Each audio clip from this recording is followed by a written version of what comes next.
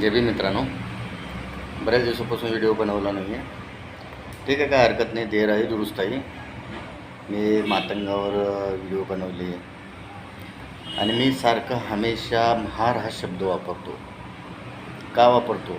हा ऐतिहासिक शब्द आहे आणि हा वापरतो आणि शौर्य आणि गाथा ह्यासाठी वापरतो. तर मित्रांनो, मातंगाने मला काय कॉमेंट केले की वर्गीकरण झालं बरं का. तुमच्या वर्गीकरणानं मला काय घेणं देणं नाही आहे. ठीक आहे, जो शिकेल तोच त्या हौदामधलं पाणी जाऊन पिये. मी परत म्हणतो, जो शिकेल ना तोच टिकेल. तुमच्या वर्गीकरणानं काही घेणं देणं नाही आहे.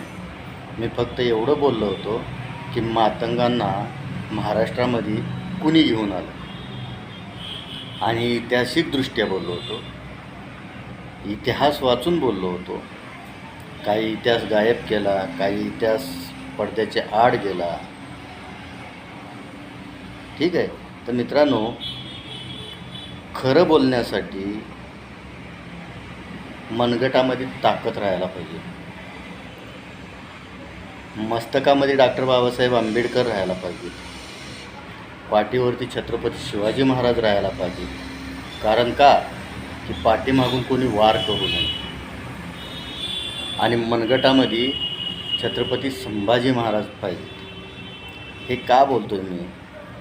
कारण संभाजी महाराजांचा लोहा जो आहे तो निजाम, मोगल, पोर्तुगीज, इंग्रज यांनी पाहिलेलं आहे.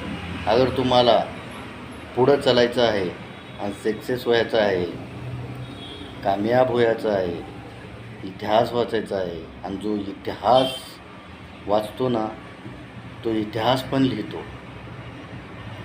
मित्रांनो, तर ही तीन जी महापुरुष आहेत ना हे आपल्यासोबत घेऊन चला आणि सोबत शांततेचा धम्म घेऊन चला भगवान गौतम बुद्धांचा. तर या जीवनाचं सोनं होईल, जसं डॉक्टर बाबासाहेब आंबेडकरांना सगळ्यांच्या जीवनाचं सोनं केलं तसं.